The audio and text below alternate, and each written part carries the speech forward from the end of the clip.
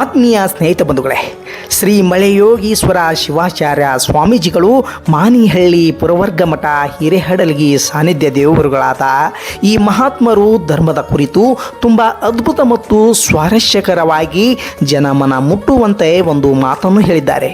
ಆ ಮಾತು ಹೇಗಿದೆ ಅಂದರೆ, ಧರ್ಮ ಎಂದರೆ ಪರೋಪಕಾರ, ಧರ್ಮ ಎಂದರೆ ಮನಃಶಾಂತಿ, ಧರ್ಮ ಎಂದರೆ ಹಣ ಗಳಿಸುವುದಲ್ಲ, ಪರಸ್ಪರ ಕಚ್ಚಾಟವಲ್ಲ, ರಾಜಕೀಯ ಲಾಭಕ್ಕಾಗಿ ಕೀಚಕರಾಗುವುದಲ್ಲ, ರಾಜಕಾರಣಿಗಳಿಗೆ ಪುಕ್ಕಟೆಯಾಗಿ ಉಪಕರಿಸುತ್ತಾ ಜನಸೇವೆ ಮಾಡಿ ಎಂದು ತಿಳಿ ಹೇಳುತ್ತಾ ಸರ್ವ ಮನುಕುಲದ ಒಳಿತನ್ನು ಬಯಸುತ್ತಾ ಯಾವ ಧರ್ಮಾಚರಣೆಯಿಂದ ಆತ್ಮಬಲ ಹೆಚ್ಚುತ್ತದೆಯೋ ಅಂತಹ ಧರ್ಮದ ಮರ್ಮವನ್ನು ತನ್ನ ನಿತ್ಯ ಕರ್ಮವನ್ನಾಗಿಸಿಕೊಂಡು ಕಷ್ಟ ಹಾಗೂ ಸುಖಗಳನ್ನು ಸಮಾನ ಮನಸ್ಕರವಾಗಿ ಸ್ವೀಕರಿಸುತ್ತಾ ಬಡತನ ಮತ್ತು ಸಿರಿತನವನ್ನು ಬಾಹ್ಯವಾಗಿಯೂ ಆಂತರಿಕವಾಗಿಯೂ ಸದ್ಗುಣಗಳೊಂದಿಗೆ ಮೈಗೂಡಿಸಿಕೊಂಡು ಬದುಕಿದಾಗ ಬದುಕು ಬಾ ಎನ್ನುತ್ತದೆ.